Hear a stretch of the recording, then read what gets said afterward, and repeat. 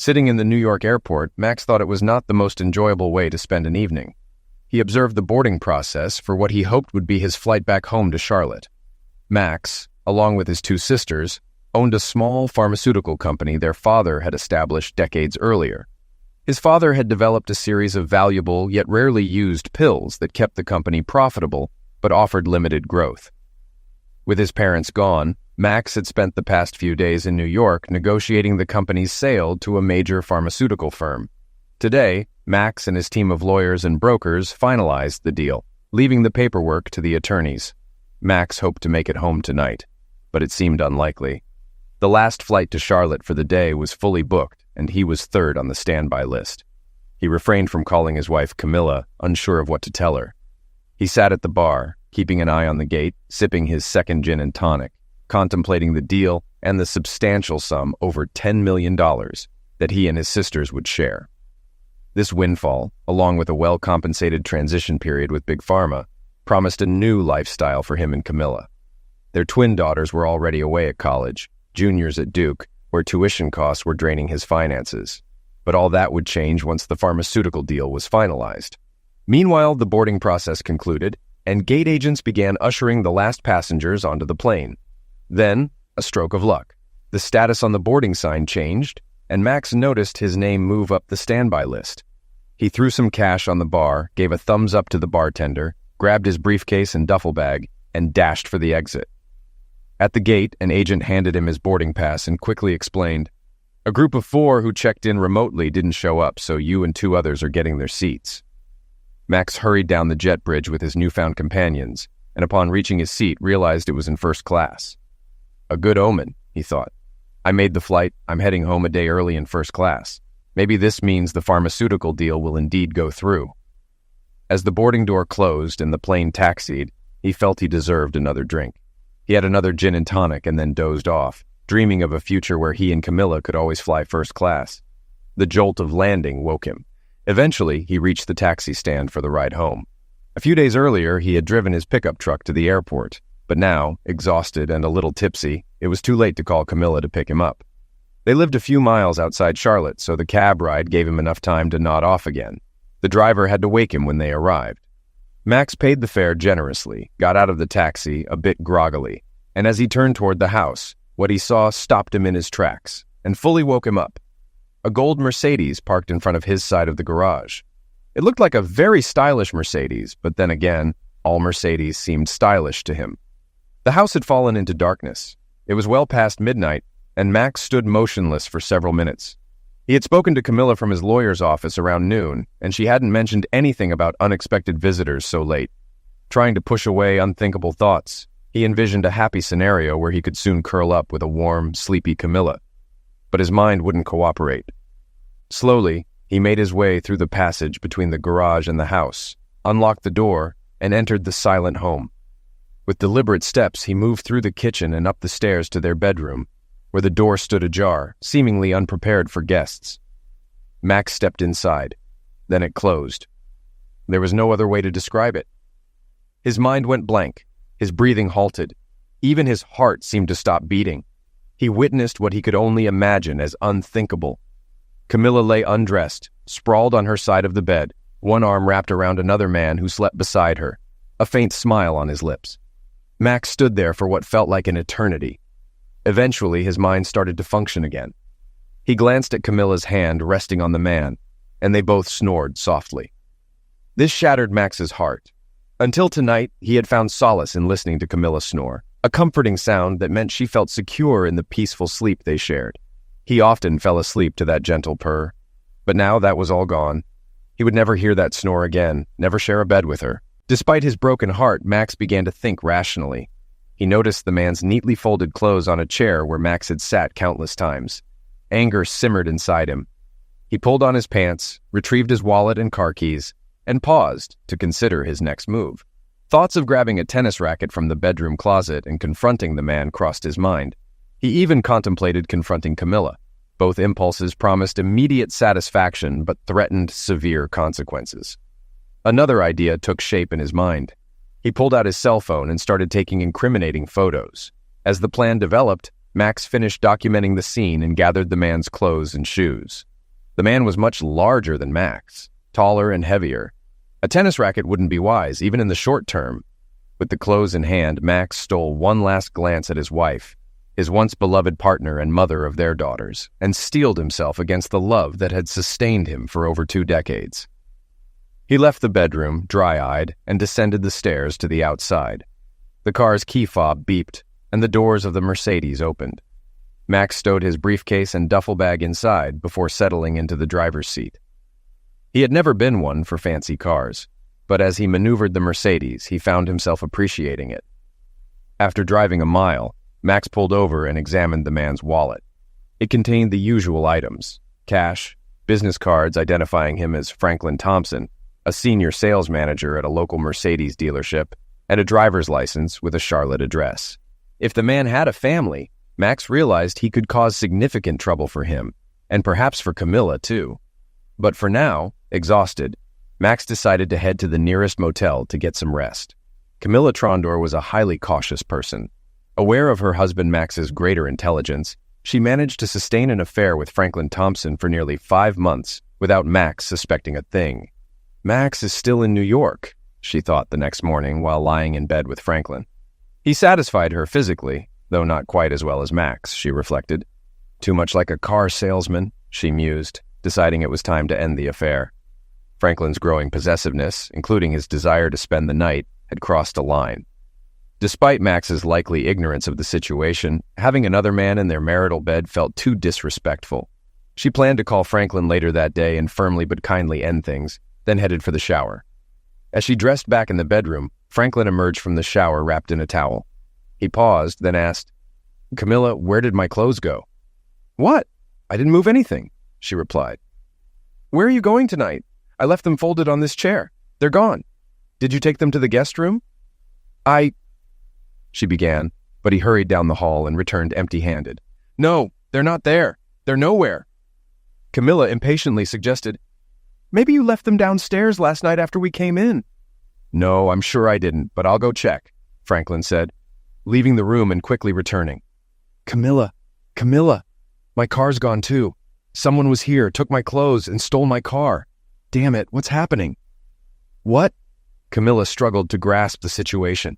How could his clothes and car vanish when they'd been home all night? Could someone have broken in? She sank onto the bed, and Franklin asked, "What's wrong?" Camilla tried to speak, her breath catching. "Franklin, what if it was Max?" she finally managed. "What if he came back from New York while we were asleep and took your things and your car?" "Damn," Franklin muttered, collapsing beside her. "We need to find out where he is. It could be him. But if he's still in New York, then it's a break-in. We have to call the police. I need my stuff and my car back. Oh, damn this car. If we involve the police, they'll ask whose car it is, and it's in my wife's name for some tax reason." His voice trailed off, imagining the potential fallout from bad to catastrophic. "I'll call his office. His secretary gets in very early, so she should know where he is." Camilla pulled out her phone and dialed Max's office number. Despite the early hour, Max's secretary answered promptly. "Max Trondor's office. How can I assist you?" "Hey, Sheila, it's Camilla. I know it's early and I'm not sure where Max is. He didn't call last night. Have you heard from him?" Camilla, it's still early here. The team in New York worked late yesterday, so they'll probably start late today. I spoke with Max around 6 yesterday evening before I left. He mentioned they were making good progress and might finalize a deal today, he said. "That's good to hear. So he's still in New York, right?" she asked. "Yes, I'm certain he is. I expect to hear from him once they're back at the lawyer's office. Should I have him call you?" he responded. "Yes, please, but only if he has a moment. I know how crucial this deal is," she replied. "Understood. Bye," he said, and they hung up. Camilla turned to Franklin. "Max is still in New York, so we should call emergency and report a break-in and car theft," she told him. "Camilla, what do we tell them? That your lover had his clothes stolen from your bedroom and his car stolen from your driveway? What the hell? This is a disaster," Franklin exclaimed. "Okay, I get it. Let's think this through. How about I drop you off at home and you report the thefts as happening there, while your wife was taking the kids to school? Maybe skip the stolen clothes. Those would be harder to explain than a missing car," she suggested. "Yeah, except yesterday I told my wife I was going to Atlanta for a meeting on the new Mercedes S-Class and wouldn't be home until noon," he said. "Okay, we can wait until noon when you're back. You drove home, left your keys in the car for a quick stop before going to the dealership, and your car was stolen while you were inside, she proposed. I think that could work. I could also say my wallet was in the car and got stolen. We can hang out here for a few hours, maybe take another shower. Together, Franklin said with a suggestive tone. Franklin? She responded, her tone serious. Okay. Yeah, I need to call work to take a sick day, he said, realizing the gravity of the situation. Camilla, who worked as a paralegal in a small law firm, found the job somewhat dull. She stepped into the hallway to make a call, and when she returned, she found Franklin back in bed. Tempted, she thought of Max and her recent decision to end the affair, ultimately deciding to decline. Franklin, she said, making no move to undress. I think it's time to end this. We've had our fun, but last night it could have been Max. We're fortunate it was just a burglar. Let's find some clothes and maybe grab breakfast somewhere. Franklin looked at her, briefly considered arguing, but ultimately realized she was right. They had been lucky, but shouldn't push their luck. Yes, he agreed inwardly, recalling with a slight smile another attractive middle-aged mother who often visited the car dealership. Okay, I agree, it's been good. So how about some clothes, he said. It proved more challenging than expected. Franklin was 50 pounds heavier and 4 inches taller than Max. Eventually, Camilla managed to find a pair of worn-out sweatpants that fit Franklin somewhat, fashioning makeshift adjustments with strings to hold them up. She also unearthed a faded sweatshirt, now tinged pink from a sloppy wash, which she further modified with trimmed sleeves and widened armholes. Despite wanting to make a remark about the outfit resembling clown attire, she only smiled faintly at Franklin's expression. They decided to pass the time watching TV until it was time to head to Franklin's house. Earlier that morning, around the time Franklin discovered his missing clothes and car, Max arrived at the address listed on Franklin's driver's license. It was a pleasant house with a small bicycle leaning against the garage wall. Max sat in his car, contemplating, wondering, still devoid of tears.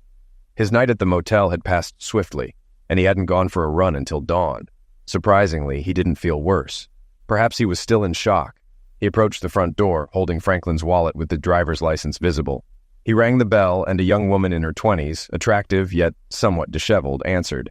Max wore a suit purchased the previous day in New York, a now rumpled white shirt and no tie. Despite not looking his best, he hoped not to appear threatening. He held up Franklin's driver's license for her to see and gestured towards the gold Mercedes. Before he could speak, the woman slammed the door shut, then reopened it moments later with her cell phone in hand. I have emergency ready to dial. Tell me my husband is okay. Ma'am, I have a photo on my phone of your husband and my wife in bed last night, both undressed and fast asleep. Honestly, I don't think there's anything wrong with your husband or mine. If you want to call emergency, go ahead. I'll wait in the car. They stared at each other until her expression softened, and she opened the door, beginning to say something when a voice from the kitchen interrupted with, Mommy, wait here. I'll be right back, she said, turning towards what Max presumed was the kitchen. He heard voices, hers and at least one child's, before she returned with a cup of coffee for him. I hope you take it black. I need to get the kids ready for school and drop them off. Honestly, I trust you more than my husband right now. You can wait here until I get back and then we can talk. Sure, okay, Max replied. Seems we're both in a similar situation. He settled into the living room and soon the woman reappeared with 2 children, introducing him as Dad's friend before leaving with them. Max sat quietly, sipping on the mediocre coffee, contemplating calling his office, but ultimately remaining seated.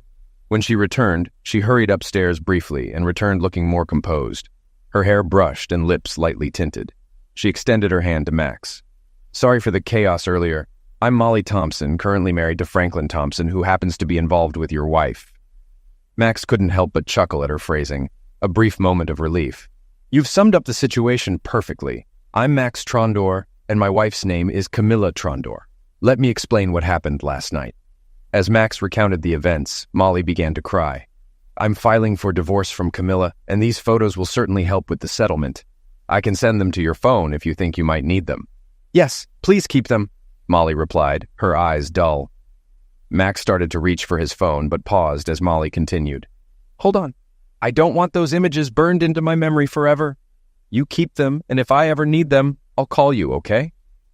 Of course, Max agreed, adding, I probably won't be staying at my current job or home for much longer. Here's my lawyer's contact information. Feel free to reach out if you need the photos or any assistance with divorce proceedings. Thank you, Molly said. But what should we do now? Are you returning the car, waiting for Franklin to confront him? He's a big guy despite putting on some weight.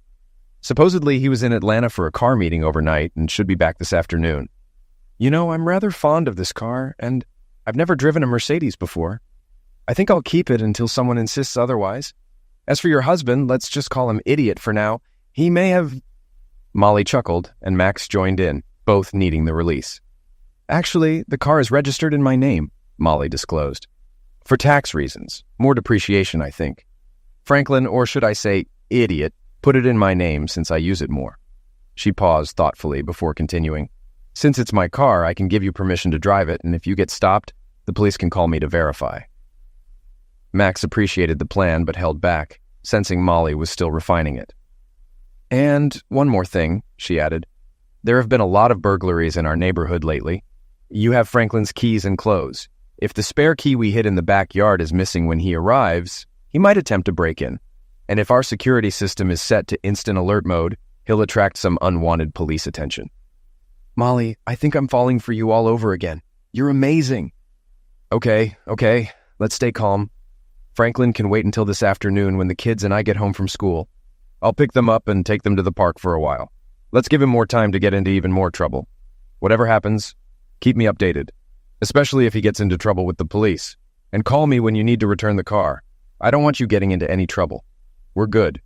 Now, you need to get going. So do I. Max drove off in a splendid gold Mercedes, pondering how much the same model in a better color might cost. Molly handed him the permission slip, and he assumed she would retrieve the hidden key, set the alarm, and be gone for the rest of the day. Meanwhile, Camilla and Franklin arrived at his house around noon. She dropped him off hastily, as if avoiding an infection, and he approached his front door, hoping it might be unlocked because Molly was home, but also fearing her presence. It was, of course, locked. He hurried around to the backyard rock where they kept the spare key, only to find it missing. Oh, crap, he muttered, scanning the back of the house, considering breaking in. He attempted the back door, but it too was locked. Left with little choice, he contemplated breaking a window along the rear wall. Opting for the family room window due to its size, he broke off a branch from a tree for leverage. Barefoot, he needed a way to avoid the broken glass. Grabbing 2 chairs from the porch, he positioned them beneath the window, planning to climb over them carefully into the living room. Taking a few deep breaths, he prepared himself. Franklin tossed the branch through the family room window, which shattered satisfyingly, followed by the blaring of the home alarm system. A stroke of bad luck compounded by a passing police car. Earlier that morning, Molly had alerted the police about potential break-ins in the neighborhood. Damn it! Franklin cursed, scrambling over the chairs to enter the house and disable the security system. But he wasn't quick enough. Police, stop right there and slowly step away from the house. Hands up, an officer commanded. Franklin glanced back, seeing 2 officers with drawn pistols. He complied, managing to scrape his legs as he descended from the chairs and backed away. Officers, I can explain, he began, but one of them swiftly handcuffed him, ignoring his attempt to clarify. His rights were read aloud, and he was asked if he wanted to make a statement. Yes, this is my house, and I didn't have a key, so I broke in to get some clothes and call my office, Franklin explained. The officers eyed Franklin's tracksuit, perhaps thinking, clown clothes, and one asked for identification. No, not on me right now. You see, I lost my car and all my clothes, so I just needed to get inside to find some real clothes, Franklin continued. How did you lose your car, sir? One officer asked. Well, I stayed at a friend's place last night, and this morning the car, wasn't there? Franklin stammered. It just disappeared, huh? Have you reported it missing? Maybe you left it somewhere, the officer pressed. Franklin hesitated. He didn't want to reveal his whereabouts or why he hadn't reported the car missing, but going to jail for trying to enter his own home was also not appealing, especially with the uncomfortable handcuffs. Then an idea struck him. You could call my wife. She can confirm who I am, and maybe you could take me to my office. Someone there can help me get some clothes. Knowing dealing with dealership drama was preferable to jail, Franklin gave Molly's phone number to one of the officers who called her. Franklin could hear part of the conversation. Ma'am, this is Officer Riles from the Charlotte Police Department. We're at the address. He provided the location. We have a man here claiming to be your husband. He attempted to break into your house because he lost his clothes and... Yes, ma'am. No, ma'am. Yes, ma'am. We will, of course, do that. Thank you, ma'am. the officer said. Turning back to Franklin, the officer said, "The lady says her husband is in Atlanta, and anyone breaking into her house must be a burglar. She hopes we throw you in jail and toss away the key." But, Franklin was nearly in tears as the officers escorted him to their patrol car to take him to the station. Meanwhile, Camilla arrived at her office half a day late, but determined to catch up. With thoughts of Max still on her mind, she tried calling his cell phone, but received no answer. She then dialed his office number again. "Hello, Sheila. It's Camilla again. I'm starting to get a little worried about Max, since I still haven't heard anything from him." "Have you heard anything?" Camilla asked. "No updates yet. He's likely still in New York with the lawyers, but it's unusual for him not to call. Since you're concerned, I'll check on him and get back to you shortly," Sheila replied. "All right. Thank you, Sheila. You're the best secretary ever," Camilla said. A few minutes later, Camilla received a call back. "Camilla, it's Sheila. I spoke with the secretary at the law office. Max left late yesterday, hoping to catch the last flight to Charlotte. I called him and he asked me to let you know he'll call you later," Sheila informed her. "Okay, thanks, Sheila. Thanks," Camilla said, a pit forming in her stomach. Meanwhile, Max drove a gold Mercedes to a divorce lawyer recommended by Fred Thomas, his longtime business lawyer. Trusting Fred's referral, he hoped for the best. "Mr. Trondor, please have a seat. Miss Reinhardt will be with you shortly," the secretary informed him. Max settled in, finding some comfort in the lawyer's office, neither extravagant nor cheap. Before worry could set in, a middle-aged woman with dyed red hair entered. "Mr. Trondor?" Max nodded as she introduced herself. "I'm Anna Reinhardt. Fred spoke highly of you, so let's discuss your situation in my office," she said. They moved to her office, where Max accepted coffee from the secretary and began his story, discovering his wife's infidelity, seeking a divorce, and protecting his assets, notably from his and his sister's company's sale. He omitted the Mercedes incident, unsure how Anna would react. "Max, may I call you that?" Anna asked. Max agreed, and she continued. "Here's some relatively good news given your circumstances. Fred mentioned your ownership of the company before marriage, making those shares separate property. Your wife has no claim on them or their proceeds. Keep them separate from any joint accounts. Understand?" "I believe so," Max replied. "What about our home, retirement accounts, and such?" "Well, it's less favorable there," Anna explained.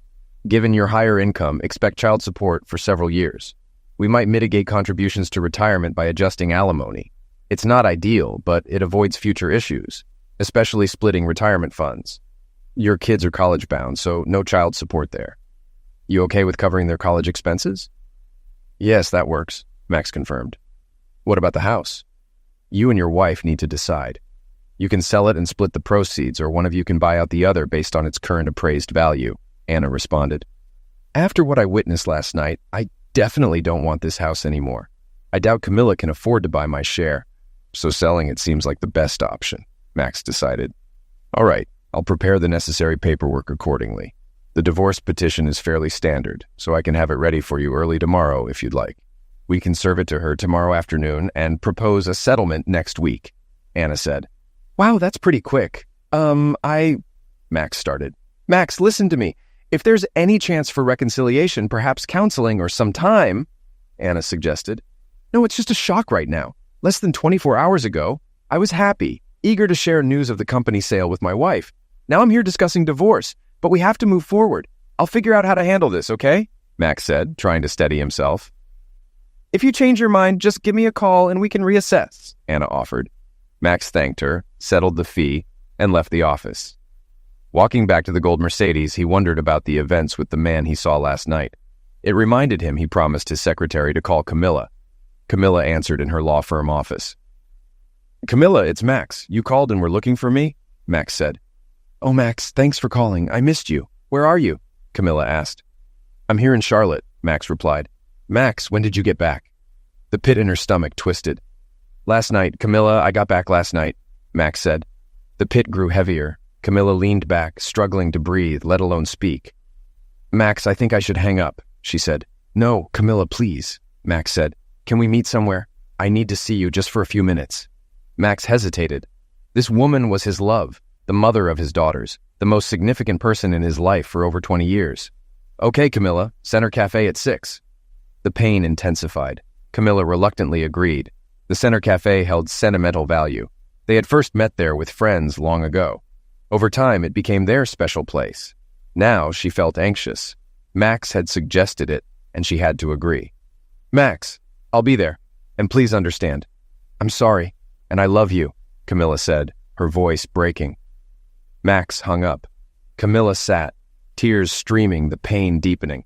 Camilla arrived early at the cafe. Max hadn't arrived yet. She ordered a glass of wine and reflected on her self-perception. Her initial experiences were with robust football players in college. Although she had flirted in high school, it was the football players who had made her feel vulnerable, holding her down. When Max came into her life, she thought she had overcome those feelings. He was everything she needed: strong, loving, a great father, a good provider. That should have been enough, but on the flight back from the West Coast, everything changed. Max was on a business trip, pitching a new pill to a pharmaceutical company, and she had accompanied him for the weekend. Flying back alone on an overnight flight, she sat next to a burly man, the coach of a local NFL team. They chatted, drank too much, and she fell asleep with her head on his shoulder. She woke to find his hand between her legs, under her skirt. Now, reflecting on that night, she knew she should have screamed or pushed his hand away. But she didn't. And the guilt, the absence of it, troubled her. She only felt relief when Max returned later that week, and she had recovered physically and emotionally. The coach left after one season, but not before introducing her to a player from the practice squad. He wasn't a star, but like the coach, he was dominating in bed. She felt grateful when he was transferred elsewhere. Eventually, guilt surfaced, and she ended the affair, wanting to remain faithful to Max. She thought she had put her infidelity behind her by the time their daughters left for college. She cherished her renewed bond with Max during this period. Then, Max surprised her with a generous gift, a new luxury car of her choice. Unfortunately, she chose to visit the Mercedes dealership where she met Franklin Thompson. He didn't just sell her a car, he seduced her. She knew it was wrong, compounded by the fact that Franklin wasn't even good in bed. Despite her previous indiscretions, she believed her marriage was strong. Now, she loved Max more than ever and wanted to be faithful. It was the right thing. Allowing Franklin into their marital bed was a mistake, even before Max found out. Now, she feared the consequences she might have to face. "Hello, Camilla." Max's voice pulled Camilla's gaze up to see him standing there. He appeared visibly aged since his return from New York, a change she blamed herself for. The serpent in her gut continued to coil and bite. "Hi, Max. Thank you for being here. I don't even know where to begin to express how sorry I am." "Can I ask you a few questions?" he asked, taking a seat. "Oh, Max, please no. If we have any chance, questions and answers will only destroy that chance. Max, we should run away for a few days to a Caribbean island where we can reconnect, hold each other. Where... Camilla, please. You're not seeing clearly. If you can't answer my questions, I'll leave now." The snake continued to torment her, but Camilla knew she had to endure the pain and let Max express his anger however he needed. Perhaps, just perhaps, he could find a way through his rage to some form of reconciliation. "Okay, Max, ask me anything. Do you know what time I got home last night?" A peculiar question, she thought. No, not exactly. It had to be after..." She trailed off, knowing his next question already. "And do you know what I found when I got home, when I went upstairs to our bedroom? Or should I say what used to be our bedroom?" "Yes, Max. I know what you must have seen. And I know it must have been one of the worst things you've ever seen in your life. And I know it's entirely my fault that you saw this. And I'm begging you, please listen to me. Max, I'm sorry. So sorry that I won't fight the divorce you want. If you want..." "Shut up, Camilla. Next question. How many men have there been since we got married? If you lie..." "If I think you're lying, I'm leaving." Camilla's first instinct was to lie. Then she realized it was too risky. Finally, she concluded that the marriage was likely over anyway. "3, Max. 3 men, whom I now deeply regret ever meeting. I can see in your eyes that our marriage is over, and I understand. You deserve someone better than me. I'm willing to do almost anything to give us another chance, but I understand if you want nothing to do with me anymore. Call the lawyer, Camilla. Tomorrow you will be served with divorce papers." Max stood up and left. Camilla sat there, initially too stunned to cry. As she processed what Max had just said, the pain in her stomach intensified, and she began to cry. Max walked out of the cafe, reflecting on how he and Camilla had first met there decades ago. He wondered if this would be their last lovemaking conversation. Closeness, he thought bitterly, had become a curse. Hearing her confess to having lovemaking with other men and seeing her with Franklin in their bed, asleep, snoring. For God's sake, how would he ever get over this? Maybe he could handle knowing about 3 faceless men over their 20-odd years together, with some counseling and a lot of groveling on her part. Maybe, but he would never get over that scene in their bed. Their marriage was finished. Sitting in that damn gold Mercedes, he finally cried. As darkness fell, Max blew his nose, wiped his face, and remembered what Molly Thompson had said that morning, which now felt like a year ago. She had told him not to send her the pictures of her husband cheating, believing it would be harder to forgive with visual evidence. Max decided to call her, share this thought, and check on the situation with the Mercedes. "Hello?" Molly answered the call. "Molly, it's Max Trondor from this morning. Just checking in to see how you're doing and what to do with the car." "Max, thanks for calling. I'm managing. You can keep the car for now. Franklin is in so much trouble he won't need it for a while." "Trouble? I hope you didn't shoot him." "No, but he might have preferred that. He got arrested for trying to break into our house and took a swing at one of the cops. He's a big guy, and the cops shot him with a stun weapon. Then something happened while he was in jail. He doesn't want to talk about it, but I think he might have been attacked by another prisoner. I refused to speak to him, so he had to call his brother to post bail. Now his whole family knows what's going on." "Wow, Molly. I can't say I feel sorry for him, but I do feel sorry for you. I wanted to tell you that you made the right decision this morning not to look at the pictures of him cheating.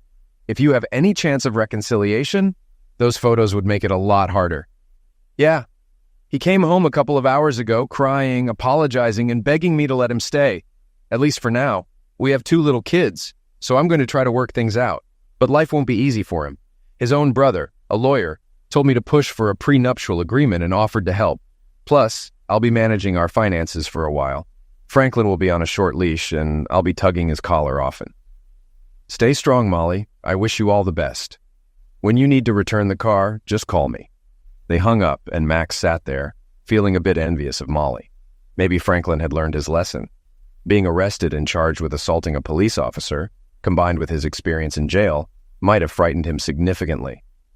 Max hoped so, for Molly's and their children's sake. Finally, he drove back to the motel where he was staying.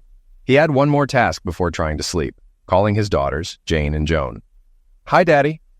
It seemed like Jane had answered. They were twins, not identical, but close enough. They sounded alike and attended the same expensive college, studying nursing. At least they didn't look exactly alike, similar and clearly sisters, but not obviously twins. Max often admitted to himself that he was glad they weren't identical. They were already skilled at ganging up on him, and it would be even harder if 2 identical young women were persuading him to buy a car, stay out late, or give them money for a spring break trip to Florida. "Daddy, please." But he also admitted, again only to himself, that he enjoyed spoiling them. "Janie?" "Yes?" "You guessed right. Of course, there was a 50 chance. What's up?" "Listen, tomorrow is Saturday, and I'd like to invite you and your sister for breakfast. Well, let's call it brunch, maybe around 11 or so at that bistro on 4th Street we used to go to." That works for me. Hold on a second." He heard some noise, and then she came back. "And Joan is good with it too. Can we—" He quickly interrupted her because at their last brunch, 6 or 7 of their friends had shown up. "Let's make it just the 3 of us, okay?" "Of course," Jane replied. "But tell me what—" Again, he cut her off, not wanting to have a difficult conversation over the phone, which was challenging even in person. "Listen, I have to go. See you at 11. Love you. And tell your sister I love her too. Bye." He hung up, hoping she wouldn't call Camilla, but knowing he couldn't tell her that. Otherwise, she would have called Camilla immediately. 11 o'clock tomorrow morning would come soon enough. After Max left the cafe, leaving Camilla with his warning or curse to hire a lawyer, her tears were uncontrollable. She knew she had ruined everything. Her marriage, her family, her entire life. She realized her daughters would find out. Her parents would know, and all her friends would learn about it. She would likely lose Max and her home. And, poor Max. Seeing her in their bed undressed, probably with Franklin, who had an hardness, must have nearly eliminated him. Her tears continued to flow. Eventually, the waitress came over and asked if she needed to go to the ladies' room. Camilla choked back her sobs and managed to say, "No, thank you." She paid the bill and left, heading back to the house that would soon no longer be hers. When she got there, she found some gin, just the wrong amount, not enough to make her pass out, but too much to help her figure out how to get Max back. After drinking it all, she fell asleep, hoping for a miracle that would bring Max back to her. Max was sitting in the bistro at 11 o'clock the next morning when his daughters walked in. He had reviewed and approved the draft divorce petition early that morning, then drove 2 hours from Charlotte, using the drive to figure out how to break the news to Jane and Joan. Initially, everything seemed normal. Hugs and kisses. How was school? How was work? They ordered and ate their food, had their plates cleared, and then finally the real conversation began. "Dad, we know something is wrong," Joan started. "You look a bit unwell. Are you here to tell us you have cancer or something? And if so, where is Mom?" "Girls, I do have really bad news, but it's not physical. No one is dying. It's about Mom," Jane interrupted. "She did something terrible, didn't she? Oh my God, did she run off with one of her firm's lawyers? Some young, strong guy that Joni or I should be chasing?" Both girls burst out laughing, stunned by the absurdity, until they saw their father wasn't laughing. "Dad, no, not Mom, no!"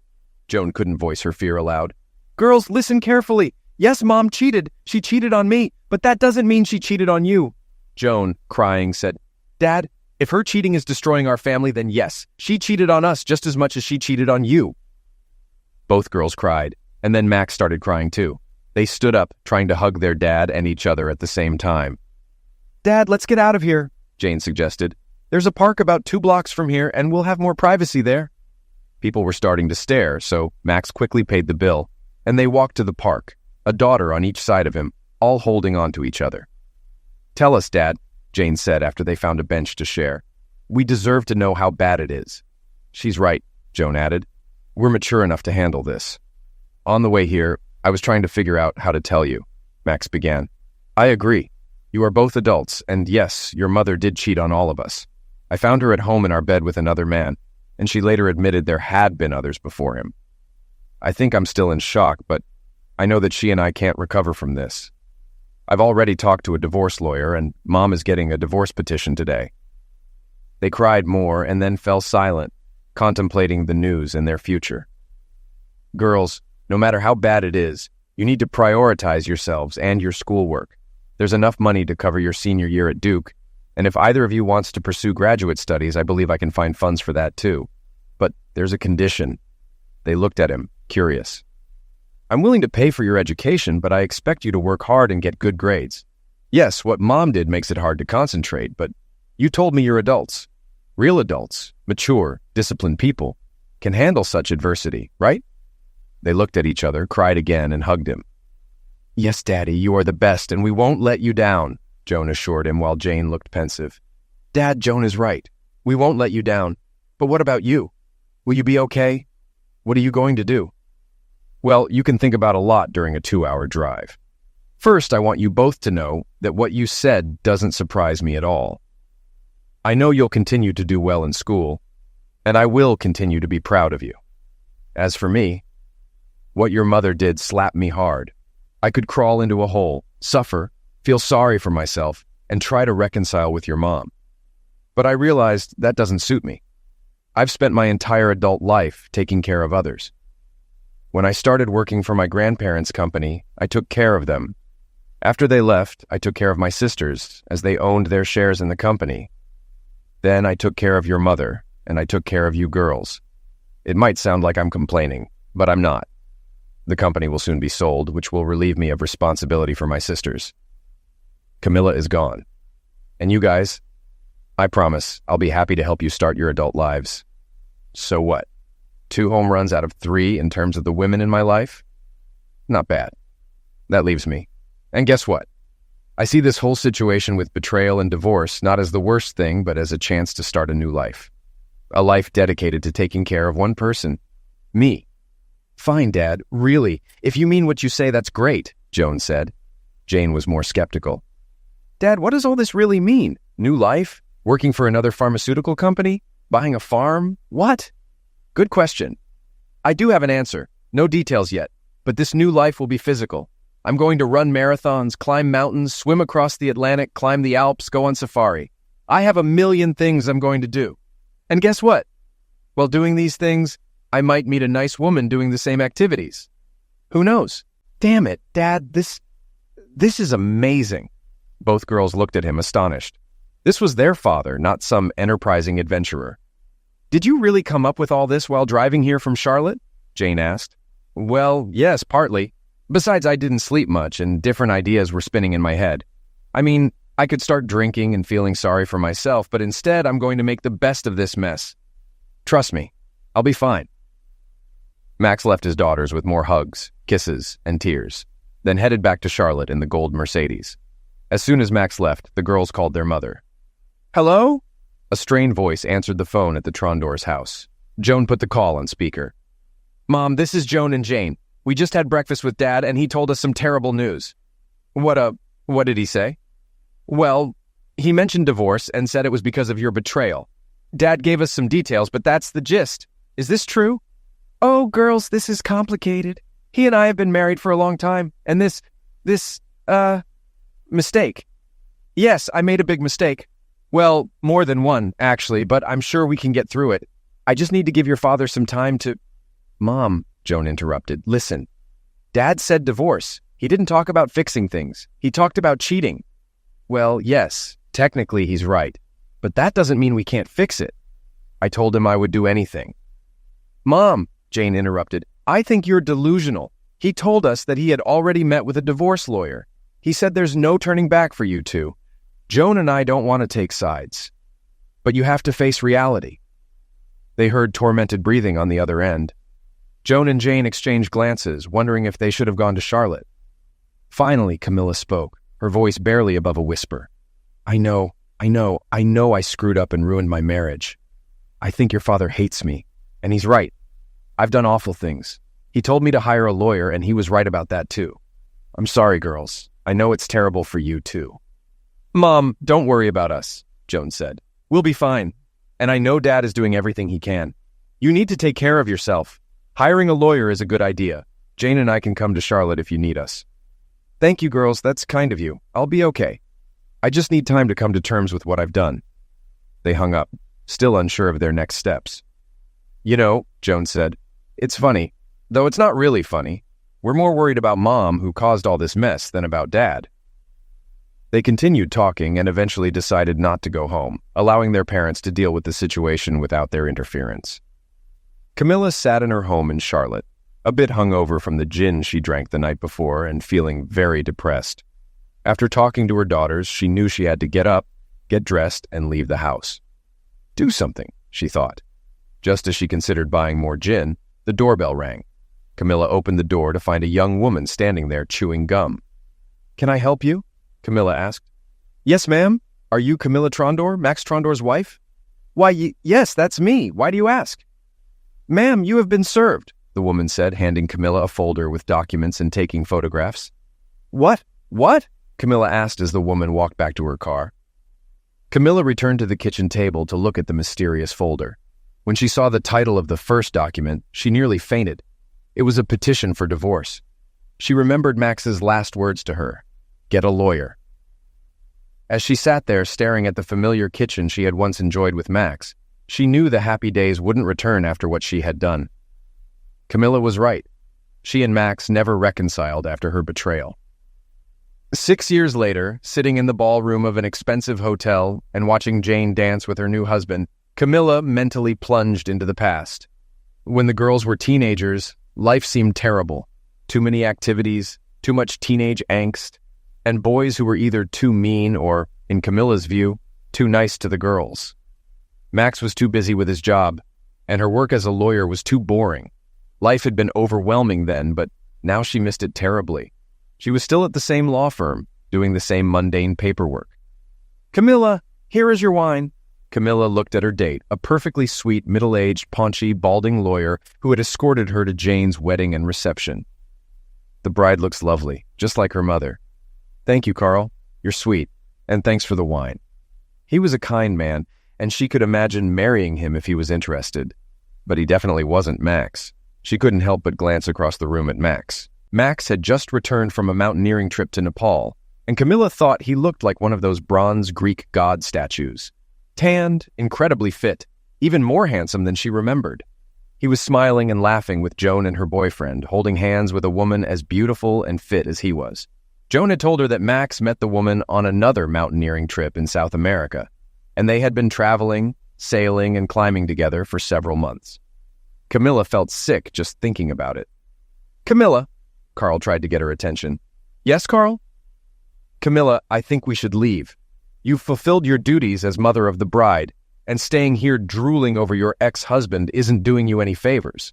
And I dare say it's not very good for our relationship either." "Carl, you're sweet, and you're absolutely right.